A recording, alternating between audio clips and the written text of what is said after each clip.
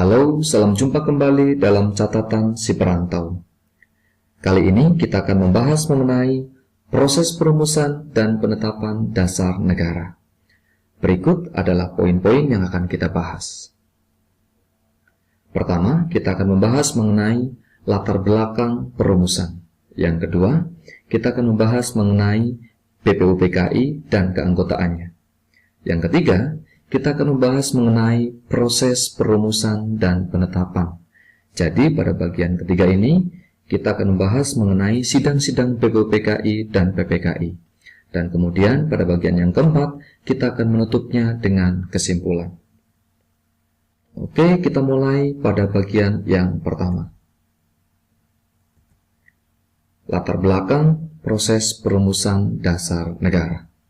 Apa sih yang melatar belakangi proses perumusan dan penetapan dasar negara? Bisa kita lihat bersama. Proses perumusan dan penetapan dasar negara bermula dari peristiwa kekalahan pasukan Jepang dari Sekutu. Jepang mengalami banyak kekalahan dan membuatnya kehilangan banyak wilayah kekuasaannya. Demikian, Jepang dalam keadaan terdesak. Karena situasi terdesak itu, Jepang mencoba menarik simpati rakyat Indonesia untuk membantu kepentingannya. Oleh karena itu, Jepang menjanjikan kemerdekaan kepada bangsa Indonesia. Dan sebagai tindak lanjut dari janji kemerdekaan tersebut, atau untuk lebih meyakinkan rakyat Indonesia, maka dibentuklah suatu badan yang bertujuan untuk mempersiapkan hal-hal yang diperlukan jika Indonesia merdeka nanti.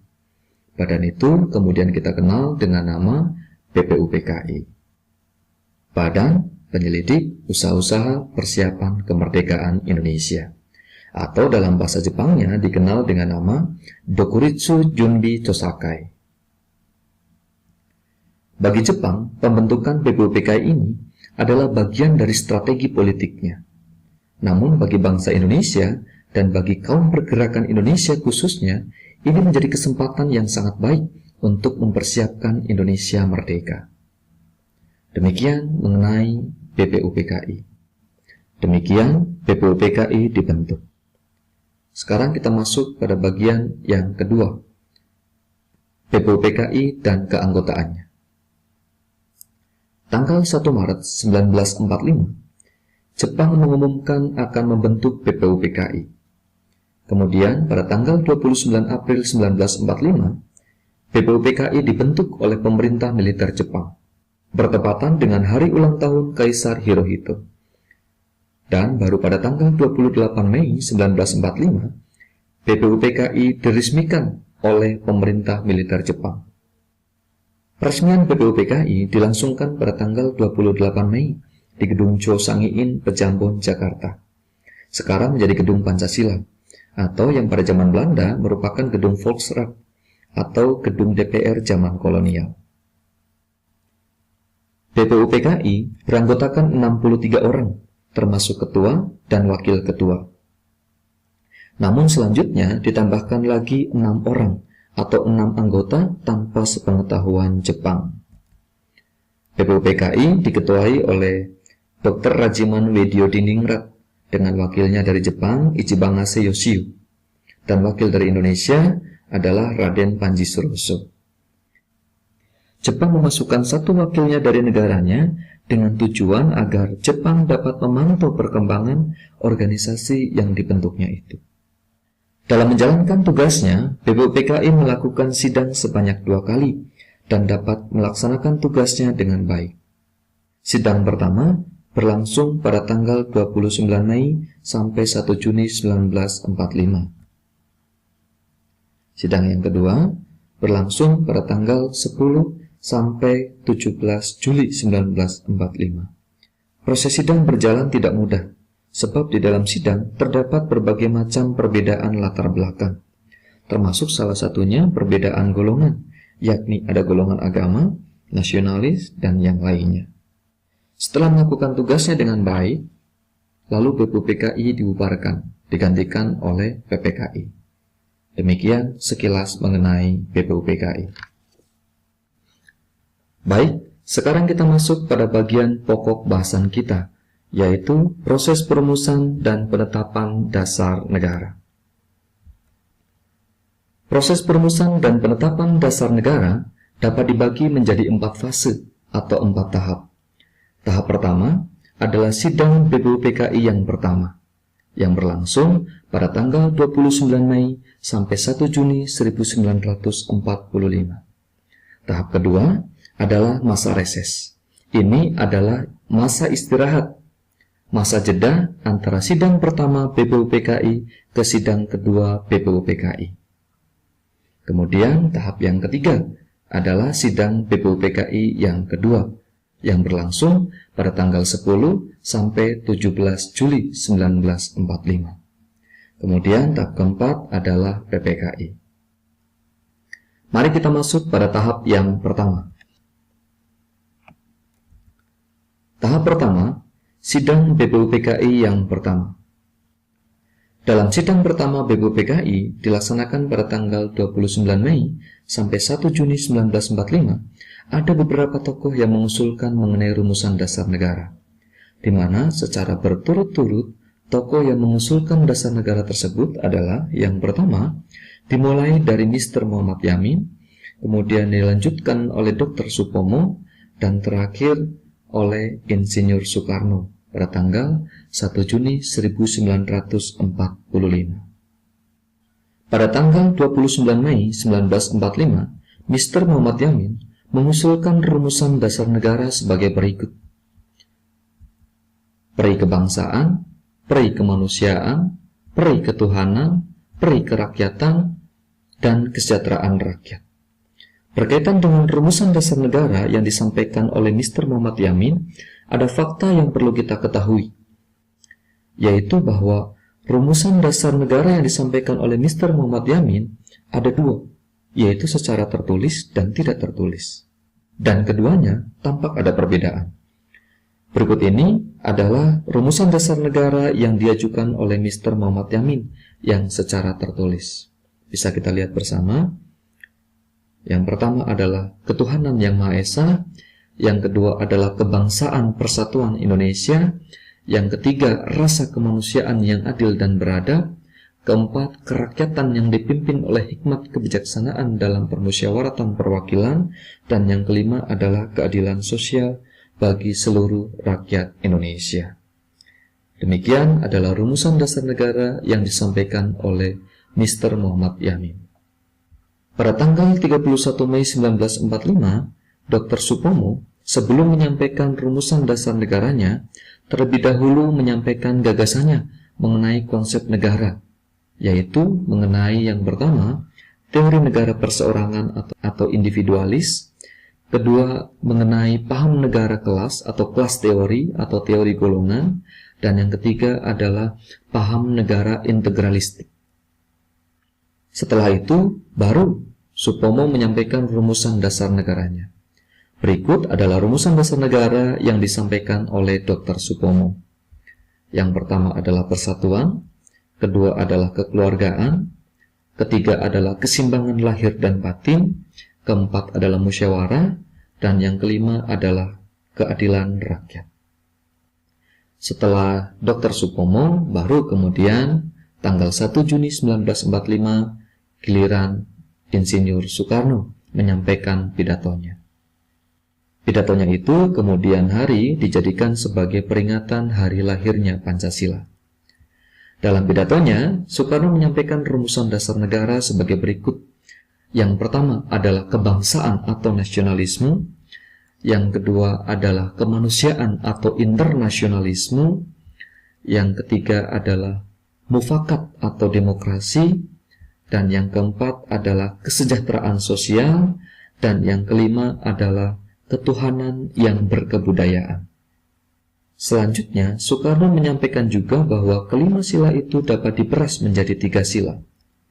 Apa saja itu? Yang pertama, sosionasionalisme. Ini adalah gabungan kebangsaan dan peri kemanusiaan. Ini adalah paham kebangsaan yang berperi kemanusiaan, atau nasionalisme yang berinternasionalisme. Artinya, bangsa yang hidup bersama dalam keluarga bangsa-bangsa. Kemudian, Yang kedua, sosiodemokrasi. Ini adalah gabungan dari demokrasi dan kesejahteraan. Ini adalah paham demokrasi, persamaan seluruh rakyatnya dalam bidang politik, sosial, ekonomi, budaya, dan agama. Kemudian yang ketiga adalah ketuhanan. Ketuhanan dengan maksud untuk menjiwai dasar sosionasionalisme dan sosiodemokrasi. Demikian, ketiga sila tersebut dikenal dengan nama Trisila. Demikian Trisila ini dapat dibagi menjadi satu sila, atau dikenal dengan istilah Ekasila, yaitu gotong royong. Ekasila atau gotong royong ini merupakan upaya Insinyur Soekarno untuk menjelaskan bahwa konsep rancangan dasar negara ada dalam satu kesatuan. Berbeda dengan yang lainnya, dari ketiga tokoh yang menyampaikan usulan rumusan dasar negara, Insinyur Soekarno memberikan nama untuk rumusan dasar negaranya itu. Insinyur Soekarno, berdasarkan usulan dari seorang teman yang juga ahli bahasa, memberikan nama yang awalnya Pancadharma menjadi Pancasila. Oleh karena itulah, pidato Insinyur Soekarno pada tanggal 1 Juni 1945 diperingati sebagai hari lahir Pancasila. Sebab istilah Pancasila dijadikan sebagai nama untuk rumusan dasar negara. Baik, sekarang kita masuk pada fase selanjutnya, yaitu masa reses. Hingga sidang pertama BPUPKI selesai, belum juga disepakati rumusan dasar negara yang mana yang akan dijadikan sebagai dasar negara. Maka kemudian dibentuklah suatu panitia kecil untuk membahas kembali usulan-usulan mengenai dasar negara dan untuk mengakomodasi ide-ide yang lainnya. Namun karena mengalami deadlock, maka kemudian dibentuklah panitia kecil lain, yaitu Panitia 9. Panitia 9 ini kemudian melaksanakan sidangnya, melaksanakan rapatnya, lalu menghasilkan Piagam Jakarta atau Jakarta Charter. Piagam Jakarta inilah yang merupakan pembukaan UUD NRI 1945.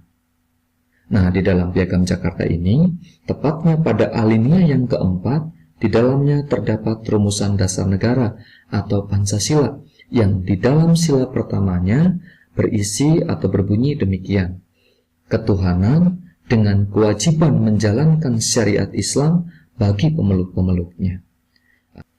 Atau lebih lengkapnya, rumusan Pancasila dalam Piagam Jakarta adalah sebagai berikut. Sila yang pertama, ketuhanan dengan kewajiban menjalankan syariat Islam bagi pemeluk-pemeluknya. Sila kedua, kemanusiaan yang adil dan beradab. Sila ketiga, persatuan Indonesia. Sila keempat, kerakyatan yang dipimpin oleh hikmat kebijaksanaan dalam permusyawaratan perwakilan. Sila yang kelima, keadilan sosial bagi seluruh rakyat Indonesia. Jadi, pada masa reses ini menghasilkan Piagam Jakarta atau cikal bakalnya pembukaan UUD NRI 1945. Yang di dalamnya terdapat rumusan dasar negara, yaitu Pancasila. Tepatnya terdapat dalam alinea yang keempat.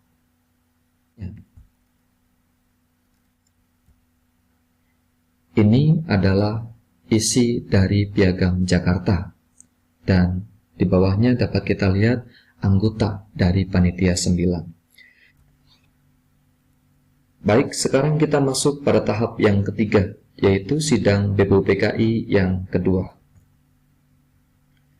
Sebelum sidang BPUPKI dimulai, Soekarno sebagai ketua dari panitia kecil menyampaikan hasil keputusan dari panitia kecil dan panitia 9.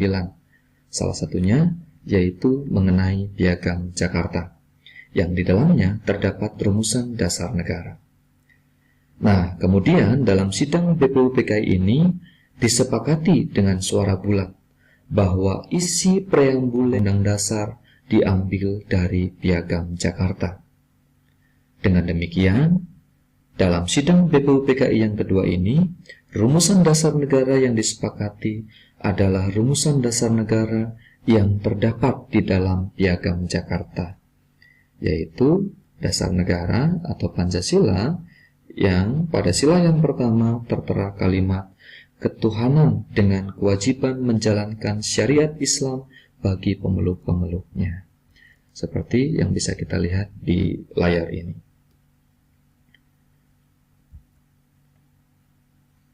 Dalam sidangnya yang kedua ini dibentuk beberapa panitia kecil, yaitu sebagai berikut. Dibentuk panitia perancang undang-undang, diketuai oleh Soekarno, meskipun lalu kemudian dibentuk lagi panitia kecil yang diketuai oleh Dr. Supomo. Lalu selanjutnya dibentuk juga panitia perancang keuangan dan perekonomian, diketuai oleh Muhammad Hatta. Dan kemudian dibentuk juga panitia perancang pembelaan tanah air yang diketuai oleh Abhikusno Cokro Suyoso. Selesai sudah tugas BPUPKI. BPUPKI telah menyelesaikan tugas-tugasnya dengan baik. Maka setelah itu langsung dibubarkan. Dan kemudian pada tanggal 7 Agustus dibentuk PPKI. Sudah selesai, tinggal menunggu waktu Indonesia merdeka. Dalam prosesnya, sebelum sampai kepada waktu yang dijanjikan, Jepang menyerah kalah dari sekutu. Hal ini diketahui oleh kaum pergerakan Indonesia, para pemuda khususnya. Maka dengan segera, para pemuda menemui golongan tua, yaitu Insinyur Soekarno dan Muhammad Hatta, untuk segera memproklamasikan kemerdekaan tidak sesuai dengan waktu dalam perjanjian dengan Jepang, supaya kita merdeka benar-benar dari tangan dan usaha kita sendiri. Namun demikian, tidak begitu saja disepakati. Bahkan, Insinyur Soekarno dan Muhammad Hatta harus diamankan ke Rengas Dengklok agar tidak terpengaruh oleh Jepang. Disitulah, pada malam hari itu juga disepakati waktu proklamasi. Dan kemudian teks proklamasi diketik langsung oleh Sayuti Mele. Benarlah keesokan harinya, pada pukul 10 pagi, di Jalan Pegangsaan Timur, dibacakanlah teks proklamasi kemerdekaan itu. Itu artinya, Indonesia telah merdeka. Berarti, apa yang dibahas dalam sidang BPUPKI, apa yang sudah dirumuskan, apa yang sudah dirancang, apa yang sudah disiapkan oleh BPUPKI, tinggal menentukan hari untuk disahkan. Namun, sebelum hal itu terjadi, pada tanggal 17 Agustus 1945, menjelang sore hari, terdapat usulan dari rakyat Indonesia Timur. Mereka mengusulkan, jika sila pertama Pancasila sebagai dasar negara, dalam hal ini dalam Piagam Jakarta, tidak diganti, maka akan memisahkan diri atau tidak akan ikut tergabung dalam NKRI. Sebab Indonesia ini adalah bangsa yang beragam. Sebab negara harus berdiri di atas golongan, tidak lebih condong kepada satu golongan tertentu. Karena itu akan dijadikan sebagai dasar negara, untuk menghindari apa yang dikhawatirkan dengan diskriminasi. Usulan ini kemudian ditanggapi dengan bijaksana oleh berbagai macam golongan, baik dari kaum nasionalis maupun dari agama. Oleh karena itu, setelah mendapat usulan dari rakyat Indonesia Timur, Bung Hatta dalam sidang pembuka PPKI pada tanggal 18 Agustus 1945 membahas persoalan tersebut dengan golongan agama. Dan pada akhirnya, demi persatuan Indonesia, dengan arif dan bijaksana, sila pertama Pancasila dalam Piagam Jakarta dirubah menjadi ketuhanan yang Maha Esa, seperti yang kita kenal sekarang ini. Inilah yang disebut musyawarah mufakat dengan hikmat kebijaksanaan. Sidang PPKI tanggal 18 Agustus 1945 ini kemudian menghasilkan 3 keputusan. Yang pertama, mengesahkan Undang-Undang Dasar Negara. Yang kedua, memilih presiden dan wakil presiden secara aklamasi, yaitu Insinyur Soekarno dan Muhammad Hatta. Kemudian yang ketiga, presiden untuk sementara waktu akan dibantu oleh sebuah Komite Nasional Indonesia Pusat atau dikenal dengan istilah KNIP sampai dibentuknya lembaga-lembaga negara. Demikian, dengan disahkannya Undang-Undang Dasar Negara Republik Indonesia, di mana di dalamnya terdapat rumusan dasar negara, yaitu Pancasila, tepatnya dalam pembukaan pada alinea yang keempat, maka secara otomatis Pancasila juga ikut disahkan. Demikian, rumusan dasar negara yang resmi disahkan adalah rumusan Pancasila sebagai berikut. Ketuhanan yang Maha Esa, kemanusiaan yang adil dan beradab, persatuan Indonesia, kerakyatan yang dipimpin oleh hikmat kebijaksanaan dalam permusyawaratan perwakilan, keadilan sosial bagi seluruh rakyat Indonesia. Baik, kita masuk pada bagian kesimpulan. Simpulan yang pertama, perumusan dan penetapan dasar negara dilakukan oleh BPUPKI dan PPKI, di mana BPUPKI bagian merancang, merumuskan, merencanakan, dan yang menetapkan adalah PPKI. Poin kedua, secara umum, proses perumusan dan penetapan dasar negara dibagi menjadi 4 fase. Fase pertama adalah sidang BPUPKI yang pertama, secara khusus membahas mengenai dasar negara dan melahirkan istilah Pancasila untuk perumusan dasar negara. Fase kedua adalah masa reses. Masa reses adalah masa jeda atau masa istirahat antara sidang pertama ke sidang kedua BPUPKI. Pada masa ini menghasilkan Piagam Jakarta atau pembukaan UUD NRI 1945. Kemudian tahap yang ketiga adalah sidang BPUPKI yang kedua. Dalam sidang BPUPKI yang kedua, disepakati rumusan dasar negara Pancasila yang terkandung dalam Piagam Jakarta, yang masih termuat kata syariat Islam pada sila pertamanya. Kemudian pada bagian yang keempat, PPKI, atau sidang pertama PPKI pada tanggal 18 Agustus 1945. Rumusan dasar negara Pancasila dalam Piagam Jakarta mengalami perubahan sila pertamanya menjadi ketuhanan yang Maha Esa. Dan kemudian PPKI menghasilkan 3 keputusan, yaitu mengesahkan Undang-Undang Dasar, memilih Presiden dan Wakil Presiden, yaitu Soekarno dan Hatta. Kemudian pada bagian yang ketiga, memilih Presiden dan Wakil Presiden, yaitu Insinyur Soekarno dan Muhammad Hatta. Dan kemudian yang ketiga, Presiden untuk sementara waktu akan dibantu oleh sebuah Komite Nasional Indonesia Pusat atau KNIP sampai dibentuknya lembaga-lembaga negara. Ini adalah beberapa contoh semangat dan komitmen para tokoh dalam proses perumusan dan penetapan dasar negara. Akan dibahas pada kesempatan berikutnya.